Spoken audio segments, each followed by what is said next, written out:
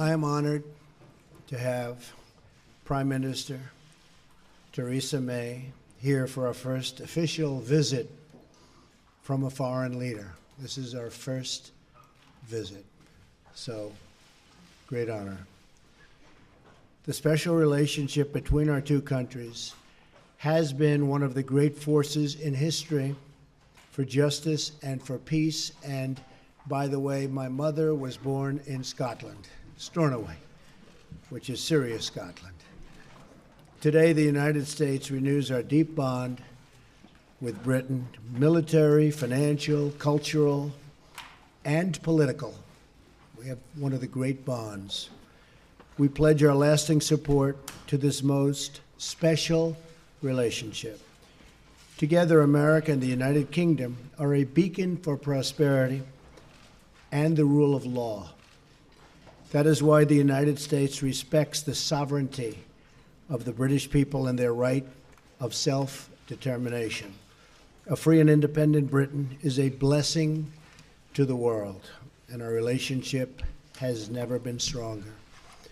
Both America and Britain understand that governments must be responsive to everyday working people, that governments must represent their own citizens. Madam Prime Minister, we look forward to working closely with you as we strengthen our mutual ties in commerce, business, and foreign affairs. Great days lie ahead for our two peoples and our two countries. On behalf of our nation, I thank you for joining us here today. It's a really great honor. Thank you very much. Well, thank you very much, Mr. President. And can I start by saying that I'm so pleased that I've been able to be here today, and thank you for inviting me so soon after your inauguration. And I'm delighted to be able to congratulate you on what was a stunning election victory. And as you say, the invitation is an indication of the strength and importance of the special relationship that exists between our two countries, a relationship based on the bonds of history, of family, kinship, and common interests. And in a further sign of the importance of that relationship, I have today been able to convey Her Majesty the Queen's hope that President Trump and the First Lady would pay a state visit to the United Kingdom later this year, and I'm delighted that the President has accepted that invitation. Now, today we're discussing a number of topics, and there's much on which we agree. The President has mentioned foreign policy. We're discussing how we can work even more closely together in order to take on and defeat Daesh and the ideology of Islamist extremism wherever it's found. Our two nations are already leading efforts to face up to this challenge, and we're making progress with Daesh losing territory and fighters, but we need to redouble our efforts. And today we're discussing how we can do this by deepening intelligence and security cooperation, and critically by stepping up our efforts to counter Daesh in cyberspace. Because we know we will not eradicate this threat until we defeat the ideology that lies behind it. Our talks will be continuing later. I'm sure we'll discuss other topics, Syria and Russia. On defence and security cooperation, we're united in our recognition of NATO as the bulwark of our collective defence. And today, we've reaffirmed our unshakable commitment to this alliance. Mr. President, I think you confirmed that you're 100% behind NATO. But we're also discussing the importance of NATO continuing to ensure it is as equipped to fight terrorism and cyber warfare as it is to fight more conventional forms of war. And I've agreed to continue my efforts to encourage my fellow European leaders to deliver on their commitments to spend 2% of their GDP on defence so that the burden is more fairly shared. It's only by investing properly in our defence that we can ensure we're properly equipped to face our shared challenges together. And finally, the President and I have mentioned future economic cooperation and trade. Trade between our two countries is already worth over £150 billion a year. The US is the single biggest source of inward investment to the UK, and together we've around $1 trillion invested in each other's economies. And the UK-US defence relationship is the broadest, deepest, and most advanced of any two countries, sharing military hardware and expertise. And I think the President and I are ambitious to build on this relationship in order to grow our respective economies, provide the high-skilled, high-paid jobs of the future for working people across America and across the UK. And so we are discussing how we can establish a trade negotiation agreement, take forward immediate high-level talks, lay the groundwork for a UK-US trade agreement, and identify the practical steps we can take now in order to enable companies in both countries to trade and do business with one another more easily. And I'm convinced that a trade deal between the US and the UK is in the national interest of both countries and will cement the crucial relationship that exists between us, particularly as the UK leaves the European Union and reaches out to the world. Today's talks, I think, are a significant moment for President Trump and I to build our relationship, and I look forward to continuing to work with you as we deliver on the promises of freedom and prosperity for all the people of our respective countries. Thank you. Thank you very much. That's very nicely stated. Steve Holland. Where's Steve? Steve, yes. Thank you. You're going to be speaking tomorrow with the Russian president. Yes. What message would you like to convey to him? How close are you to lifting some of the sanctions imposed on Russia over its Ukraine incursion? What would you expect in return? And Prime Minister May, do you foresee any changes in British attitudes towards sanctions on Russia? Well, I hear a call was set up, Steve, and we'll see what happens. As far as the sanctions, very early to be talking about that. But we look to have a great relationship with all countries, ideally. That won't necessarily happen. Unfortunately, probably won't happen with many countries. But if we can have, as we do with Prime Minister May and the relationship that we've all developed, and even in the short relationship that we've just developed just by being with each other, we're going to have lunch, and we've really had some very interesting talks and very productive talks. But if we can have a great relationship with Russia and with China and with all countries, I'm all for that. That would be a tremendous asset. No guarantees, but if we can, that would be a positive, not a negative. Okay? We have, as far as the UK is concerned, on sanctions for Russia in relation to their activities in the Ukraine, we have been very clear that we want to see the Minsk agreement fully implemented. We believe the sanctions should continue until we see that Minsk agreement fully implemented, and we've been continuing to argue that inside the European Union. Okay. Laura? Thank you very much, Prime Minister. Laura Kunsberg, BBC News. Prime Minister, you've talked about where you agree, but you have also said you would be frank where you disagree with the President. Can you tell us where in our talks you did disagree, and do you think that the President listened to what you had to say? And, Mr. President, you say... We'll see what she says. Mr. President, you've said before that torture works. You've praised Russia. You've said you want to ban some Muslims from coming to America. You've suggested there should be punishment for abortion. For many people in Britain, those sound like alarming beliefs. What do you say to our viewers at home who are worried about some of your views and worried about you becoming the leader of the free world? This was your choice of a question. There goes that relationship. On the issue that you raised with me, Laura, can I confirm that the President, I've been listening to the President and the President has been listening to me. That's the point of having a conversation and a dialogue. And we have been discussing a number of topics. We'll carry on after this press conference meeting and discussing a number of other topics. And there will be times when we disagree and issues on which we disagree. The point of the special relationship is that we are able to have that open and frank discussion so that we are able to make that clear when it happens. But I'm clear also that there are many issues on which the United Kingdom and the United States stand alongside one another, many issues on which we agree. And I think, as I said yesterday in my speech, that we are at a moment now when we can build an even stronger special relationship, which will be in the interests not just of the UK and the United States, but actually in the interests of the wider world as well. Very good.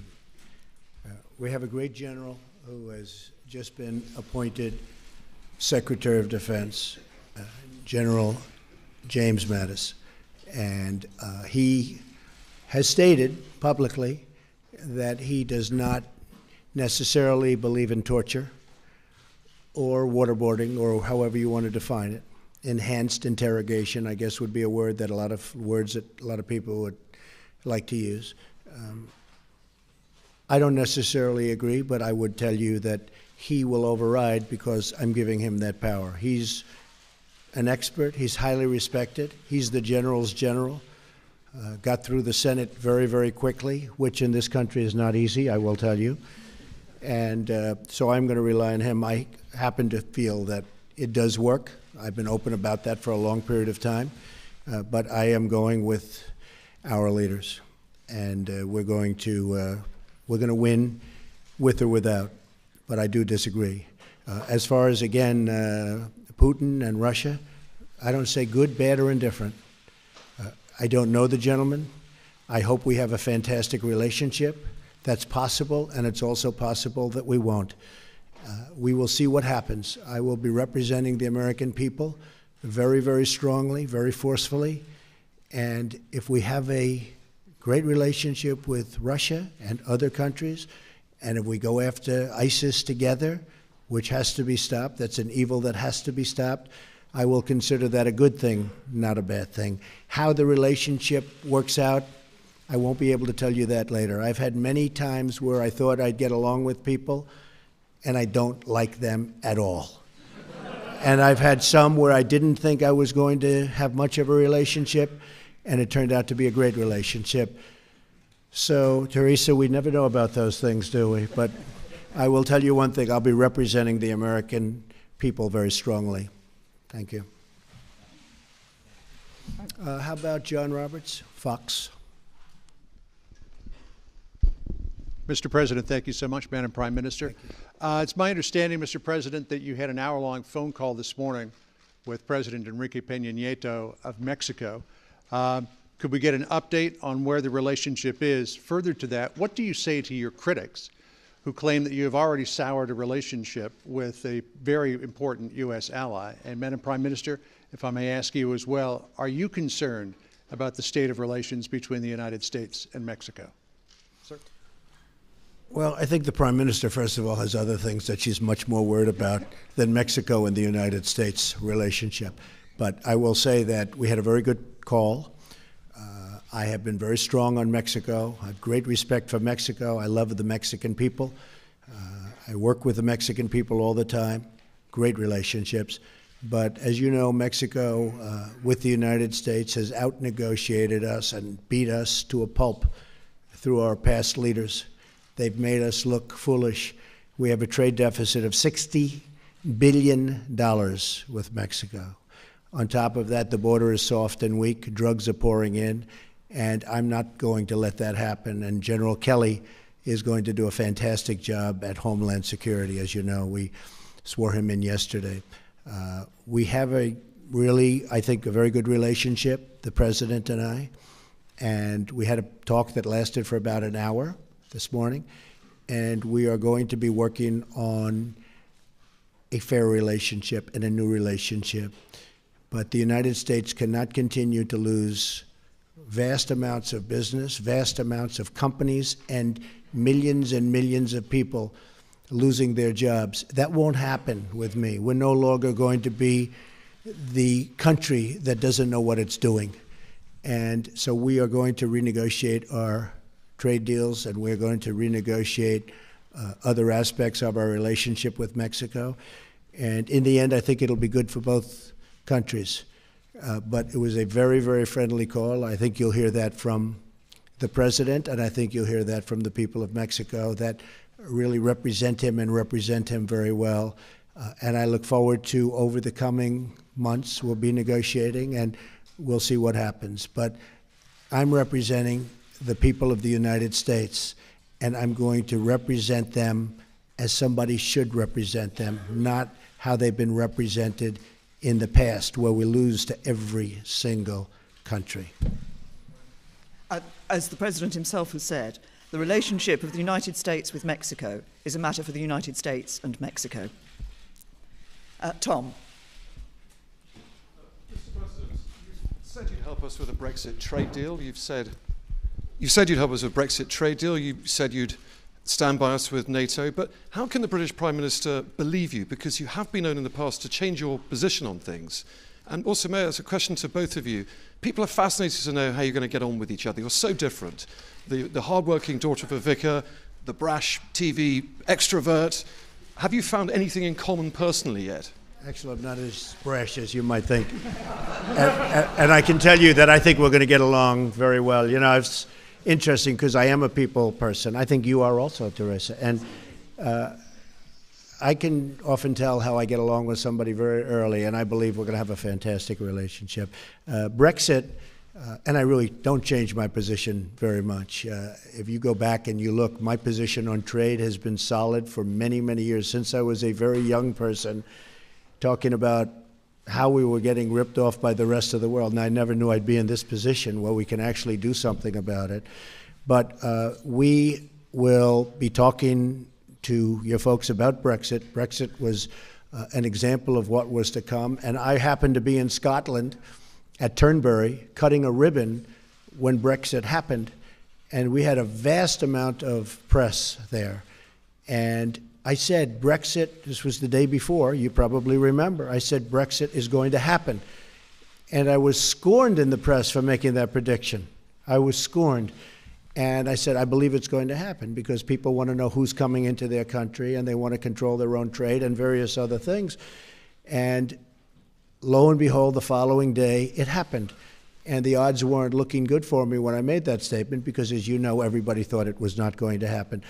I think Brexit's going to be a wonderful thing for your country. I think when it irons out, you're going to have your own identity, and you're going to have the people that you want in your country, and you're going to be able to make free trade deals without having somebody watching you and what you're doing. And I had a very bad experience. I had something when I was in my other world. I have something in another country, and getting the approvals from Europe was very, very tough. Getting the approvals from the country was fast, easy, and efficient. Getting the approvals from the group, I call them the consortium, was very, very tough. But I thought Brexit, I think it'll go down, that it will end up being a fantastic thing for the United Kingdom. I think in the end, it will be a tremendous asset, not a tremendous liability. Okay? And just on the question you asked me, Tom, I mean, I think as the President himself has said, I think we have already struck up a good relationship. But you asked what we had in common. I think if you look at the approach that we're both taking, I think one of the things we have in common is that we want to put the interests of ordinary working people right up there, centre stage. Those people who, they're working all the hours, they're doing their best for their families, and sometimes they just feel the odds are stacked against them. And it's that interest in ensuring that what we do, that the economies, our economies and our governments actually work for ordinary working people, work for everyone in our countries. I think we both share that. Thank you very much. Thank you. Thank you very much, everybody.